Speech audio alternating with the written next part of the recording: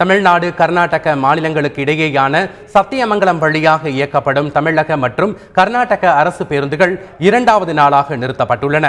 சத்தியமங்கலம் மைசூர் நெடுஞ்சாலையில் உள்ள பன்னாரி சோதனை சாவடியிலும் இதேபோல கர்நாடகாவின் புளிஞ்சு சோதனை சாவடியிலும் போக்குவரத்து மற்றும் சரக்கு வாகன போக்குவரத்து நிறுத்தப்பட்டுள்ளது. இதனால் பயணிகள் அவதிக்குள்ளாகியுள்ளனர்.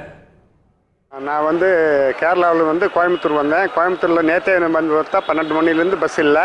அப்புறமா அங்கேருந்து ஈரோடு தெரிஞ்சவங்க வீட்டில் தங்கி நான் மறுநாள் காலையில் சத்தியமங்கலம் இப்போ ஏறலான்னு பார்த்தா சத்தியமங்கலத்துலேயும் பஸ் கிடையாது. 2 நாளாக பஸ் இருந்தனால பப்ளிக்கெல்லாம் ரொம்ப தொந்தரவு இருக்குது. பஸ்ஸுக்காண்டி வெயிட் பண்ணிகிட்ருக்கேன். சக்தியிலேருந்து மைசூர் போகிறதுக்காண்டி. நான் இதுவரை எந்த பஸ்ஸுமே வரலை. 8 மணிலேருந்து வெயிட் பண்ணிகிட்டே இருக்கிறோம். ஒரு பஸ்ஸு கூட வரலை. காவேரி கலெக்டர் இஷ்யூனால எந்த பஸ்ஸுமே கிடைக்க மாட்டேங்குது. இதேபோல உதகையில் இருந்து கர்நாடகாவிற்கு இயக்கப்படும் அரசு மற்றும் தனியார் பேருந்துகள் இரண்டாவது நாளாக நிறுத்தி வைக்கப்பட்டுள்ளன. ஆயினும் பயணிகள் வசதிக்காக தமிழக எல்லையான கக்கநல்லா சோதனை சாவடி வரை பேருந்துகள் இயக்கப்படுவதாக அரசு போக்குவரத்து கழகம் அறிவித்துள்ளது.